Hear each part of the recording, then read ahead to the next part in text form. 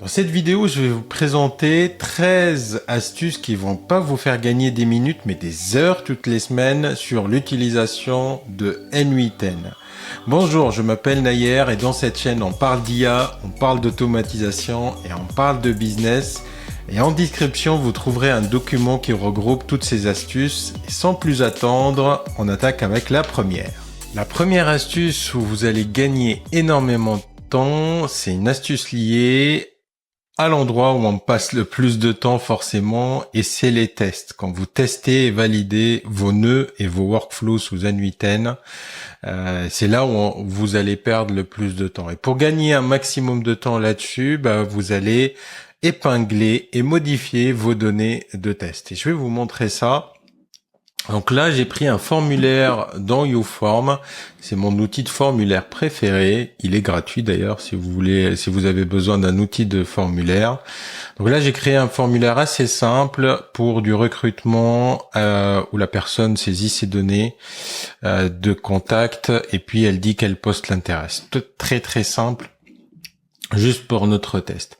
On va aller publier notre formulaire. Et on va vouloir l'intégrer, donc lui rajouter un webhook pour que côté N8N, il récupère, à chaque fois qu'il y a quelqu'un qui a soumis ce formulaire-là, on récupère les informations. Et pour pouvoir faire ça, il faut pour le tester, il va falloir, alors on va rajouter un webhook côté N8N d'abord, et je pense qu'il va falloir qu'on soumet le formulaire d'abord. Donc je vais le mettre en mode post parce que YouForm normalement ils envoient en mode post. Je vais me mettre en mode écoute, donc je suis en train d'attendre les informations. Je vais mettre mon lien, je vais cliquer sur test webhook et il me dit il faut soumettre le formulaire au moins une fois. Donc on va le soumettre, on va le remplir avec mes données à moi.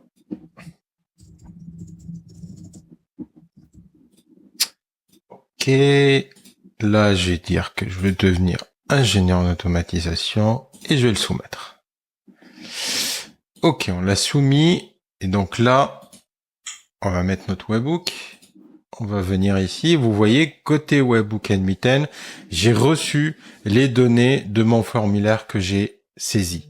Là, ce que vous pouvez faire, tout simplement, c'est cliquer sur ce bouton-là qui va épingler les données du formulaire. Et donc, à chaque fois que vous allez lancer votre formulaire pendant le temps que vous êtes en train de le construire votre workflow, il gardera les données que vous avez envoyées une fois. Donc, pas besoin de revenir sur le formulaire une dizaine de fois, remplir vos données à chaque fois que vous avez besoin de tester.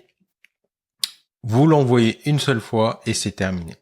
Supposons que les données, vous les avez testées, ça fonctionne et vous voulez tester un autre set de données, par exemple changer ici le poste parce que ça emmène à un endroit différent. Assez simple, vous cliquez sur le crayon juste là. Vous venez ici, vous modifiez ce que vous avez envie de modifier. Par exemple, je veux plus que ça soit un ingénieur automatisation IA. Je vais mettre un éditeur vidéo par exemple. Vous cliquez sur Save et pareil, les données s'empilent et vous pouvez faire votre test. Ça, c'est l'astuce qui va vous faire gagner des heures et des heures par jour.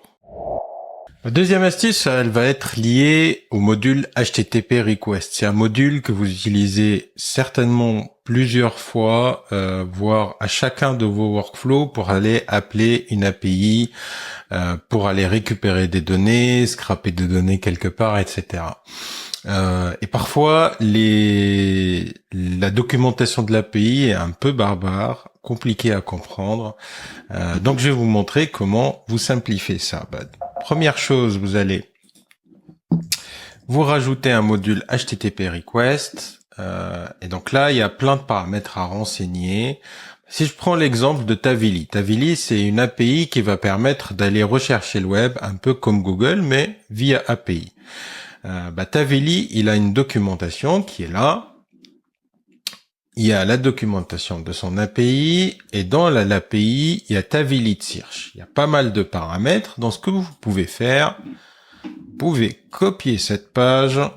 C'est la page de documentation de Tavily Search. vous pouvez vous ouvrir un Claude ou un ChatGPT et lui dire « Je souhaite faire une recherche LinkedIn ARCN, par exemple, avec l'API 6 juin. Prépare-moi une requête curl. » Si vous savez pas le curl, vous allez voir à quoi ça ressemble et pourquoi on lui demande du curl. Donc là, il me prépare la requête curl qu'il faut.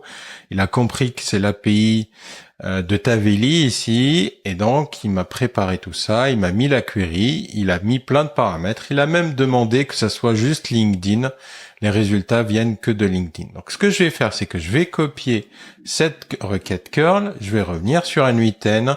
Et je vais cliquer sur ce bouton-là, Import curl. Je vais coller ma requête curl, import, et voilà, c'est fait. Tous les paramètres ont été importés. Alors, il manque juste mon API, enfin ma clé API. Donc ça, je vais la voir dans mon accès à Tavily, dans Overview. Elle est là, vous la copiez, vous revenez sur un 8N, vous changez la clé ici, et vous exécutez. Et voilà, il a tourné, il m'a retourné les résultats. Alors, je vais me mettre en mode schéma, mais il a trouvé 5 résultats et il a trouvé le premier avec un lien vers LinkedIn. Troisième astuce, c'est lorsque vous avez besoin de générer du code ou une expression qui est complexe, utilisez ChatGPT ou Claude, ils vont vous aider à faire ça. Donc là, pour exemple, j'ai mis une automatisation en place qui, lorsque un lead est créé dans mon CRM, et là j'en ai créé un fictif, j'ai un webhook qui est déclenché côté N8N. Donc là, je l'ai déclenché une seule fois pour avoir toutes les données que j'ai, toutes les données de mon CRM. Donc je vais le piner pour ne pas perdre les infos, rappelez-vous, première astuce. Je vais créer une variable dans laquelle j'aimerais bien récupérer, je vais récupérer, par exemple, disons, l'URL de l'entreprise. Donc l'URL. Vous voyez ici les données de type champ personnalisé qui arrivent de ClickUp. Ils sont stockés dans un tableau qui s'appelle Custom Field. Et Custom Field, c'est un tableau avec lui-même des éléments qui contiennent des informations. Donc vous voyez, il y a plein d'éléments ici dans ce tableau Custom Field. Et en fait, dedans, à un certain moment, normalement, il y a l'URL pour ici. Sauf que là, elle est en 3e position, mais il se peut que la prochaine fois, elle soit en 7e position. C'est pas toujours la même chose, ça change. Et donc, du coup, ce que je vais faire, c'est que je vais récupérer le JSON. Donc, je vais me mettre en mode JSON. Je vais copier mon JSON. Je vais aller voir Claude. Je vais lui dire, voilà le JSON que je récupère de mon CRM ClickUp. Je souhaite récupérer dans une variable de façon certaine le champ URL qui se trouve dans les custom fields. J'utilise N8N. Quand même, on lui dit ce qu'on est en train d'utiliser pour qu'il sache se débrouiller. Ok, il m'a préparé une expression directe qu'il faut mettre dans un nœud set. Donc, ce que je vais faire, c'est que je vais rajouter un nœud set field. On va faire add field. On va l'appeler URL. Et je vais prendre le calcul qu'il m'a fait ici. Donc, je vais copier. Exécuter. Et voilà, il a récupéré l'URL. En 2 secondes, j'ai pas eu besoin d'aller construire tout seul cette expression. C'est lui qui l'a fait pour moi. Ça, je l'ai fait sur une variable, mais vous pouvez le faire aussi sur tout un bloc de code. Si vous voulez calculer quelque chose qui se base sur plusieurs informations, vous rajoutez un bloc code qui est là. C'est du JavaScript. Vous dites à Claude ou à ChatGPT que vous voulez générer du code. D'ailleurs, il m'a fait une 3e méthode ici où il a généré du JavaScript. Donc, on peut aller la tester dans le nœud code. J'ai supprimé celui-là et je vais exécuter celui-là. Et vous allez voir, normalement, il va me récupérer l'URL. Elle est là, l'URL label.com. Il a collé derrière toutes les données qu'il a reçues en entrée du webbook. Donc en fait, il m'a mis toutes les informations en plus de l'URL que je voulais. Donc voilà, il y a deux méthodes. Soit c'est un champ, soit c'est un code. Et le nœud code, sachez-le, vous pouvez mettre le code JavaScript que vous voulez. Et quand vous avez plein de calculs à faire, le nœud code peut être vachement intéressant. Si vous voulez en savoir plus sur comment l'utiliser, j'avais fait une vidéo où j'ai automatisé le business dans mon coach sportif et j'utilise le nœud code pour faire tous les calculs de macronutriments, tous les calculs de calories, etc. Et j'avais fait ça avec Claude qui m'a généré tout le code.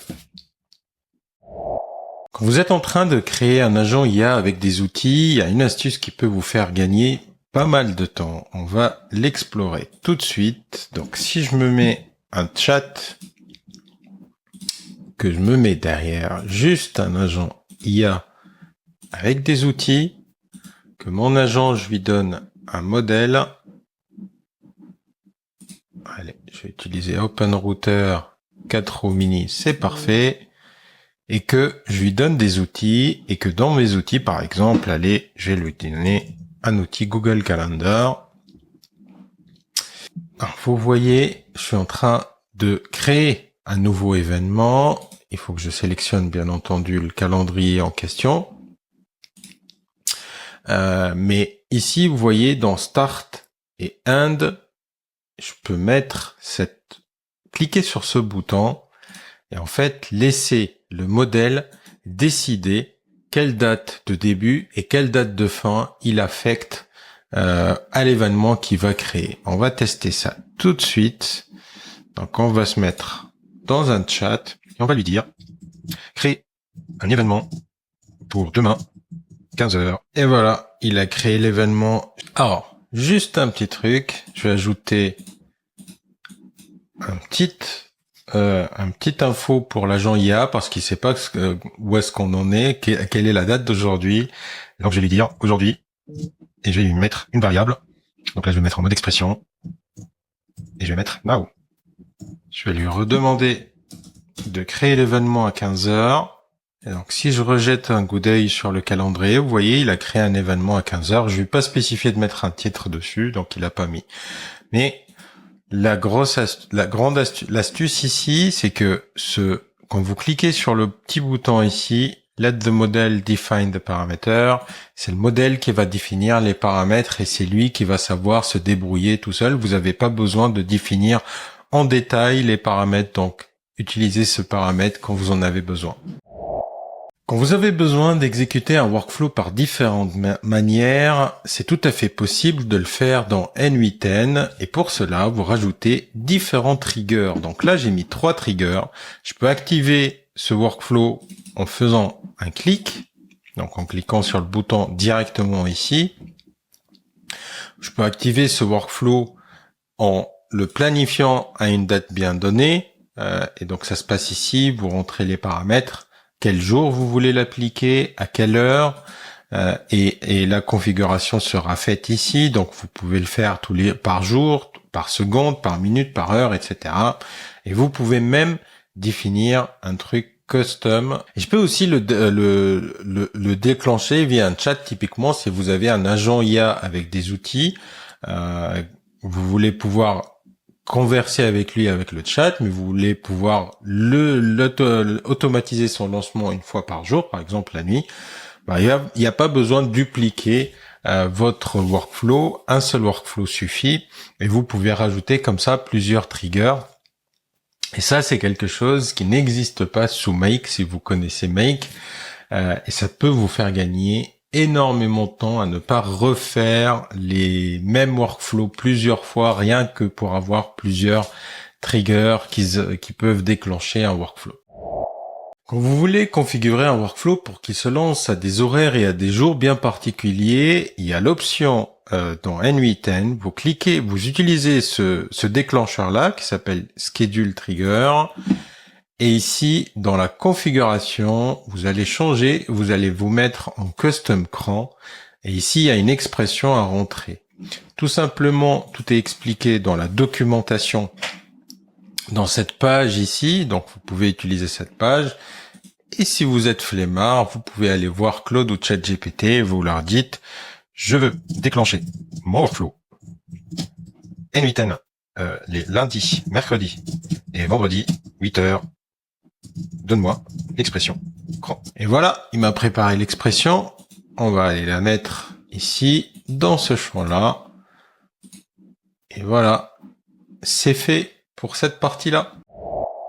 Astuce super rapide pour gagner du temps quand vous êtes en train d'écrire vos formules. Donc, supposons que vous êtes en train de créer une variable ici qui s'appelle HTML, qui va contenir un certain nombre d'informations. Au lieu de venir ici, de cliquer sur expression, mettez-vous directement dans le champ, cliquez sur égal, et il va se transformer automatiquement en mode expression. C'est pas un très gain de temps, je vous l'avoue, mais accumulé, dites-vous que ça peut vous simplifier vachement la vie.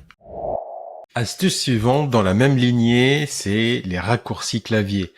Si vous voulez devenir un geek de N8N et vraiment aller super rapidement, mettez-vous en tête qu'il faut apprendre les raccourcis clavier. C'est ce qui va vous faire gagner du temps phénoménal.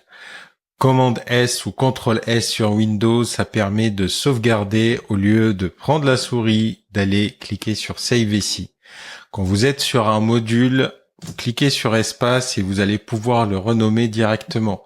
Quand vous êtes sur un module et que vous voulez l'épingler, cliquez sur P et il va être épinglé. S'il a été bien sûr lancé déjà, vous pouvez l'épingler, il devient violet. Et quand vous cliquez droit sur un module, vous avez tout un tas de raccourcis ici avec juste à côté comment les appliquer via clavier. Apprenez ça à la fois, 1 ou 2 par semaine, et je peux vous dire que dans 2-3 mois, vous deviendrez un geek fini de N8N et vous gagnerez beaucoup de temps comme ça. Astuce suivante, si vous n'arrivez pas à comprendre pourquoi votre agent IA ne fonctionne pas, regardez son raisonnement. Donc là, j'ai mon agent IA, je vais lui demander de me créer un événement pour demain. Donc là, il va raisonner, il va regarder la mémoire, il va aller créer l'événement dans mon calendrier. Et donc là, vous avez le détail de tout ce qui s'est passé. D'abord, il a appelé la mémoire pour regarder s'il y a quelque chose dans notre discussion. Ensuite, il a appelé le ChatGPT avec toutes les informations que je lui ai passées. Ensuite, il a appelé l'outil calendrier pour créer l'événement. Ensuite, il a rappelé ChatGPT en lui disant en gros que l'événement a été créé. Et enfin, il a reconsulté la mémoire et il m'a répondu. Et donc, comme ça, vous pouvez voir comment le fonctionnement de votre agent, et s'il y a un souci à un certain moment, c'est comme ça que vous allez pouvoir le détecter. Quand vous utilisez le module HTTP Request, au lieu de passer votre clé dans l'URL, prenez l'habitude de stocker votre clé de façon sécurisée dans N8N. D'un côté, vous allez sécuriser vos clés et de l'autre côté, vous allez pouvoir l'utiliser autant de fois que vous voudrez. Donc, pour faire ça, quand vous rajoutez votre module, là, vous allez pouvoir définir votre URL, etc., avec laquelle vous allez appeler. Et ici, dans la partie authentification, vous allez choisir Generic Credential Type. Vous allez choisir le type de credential que vous avez ou le type de connexion que vous utilisez. Et ça, c'est défini dans l'API. Une grande partie des API utilisent les connexions Bearer, mais il peut y avoir l'un de ces connexions-là. Vous choisissez le type de connexion qu'il vous faut. Vous allez ici créer le nouveau credential, donnez-lui le nom de l'outil et votre login à l'outil. Donc typiquement, si vous voulez créer une nouvelle connexion Apify, vous l'appelez Apify avec votre avec votre email de connexion Apify. Comme ça, demain, quand vous voulez l'utiliser, vous êtes pas perdu. Vous mettez votre token Bearer dans le cas Bearer ici, vous enregistrez. Et donc ici, il sera enregistré. Et demain, vous voulez rappeler en HTTP request Apify, vous choisissez directement votre connexion. Vous n'avez pas besoin de retenir votre clé. Vous n'avez pas besoin de la mettre en clair dans vos workflows. Elle sera sécurisée. Alors plus qu'un gain de temps, c'est plutôt éviter une perte de temps avec cette astuce. Donc quand vous mettez comme trigger un webhook, ici, N8N va vous attribuer une adresse de webhook temporaire. C'est une adresse de test. Et vous le voyez ici, il y a marqué test URL. Et dans l'URL elle-même, si vous la lisez bien, vous allez voir qu'il y a webhook-test. Le jour où vous allez activer votre workflow, l'URL, elle va changer. Le webhook-test va disparaître et ça sera webhook. Donc, vous voyez, le -test, il a disparu. Donc, pendant vos tests, vous allez utiliser l'URL de test. Et quand vous allez activer votre workflow ici, l'URL, automatiquement, elle va basculer vers l'URL de production.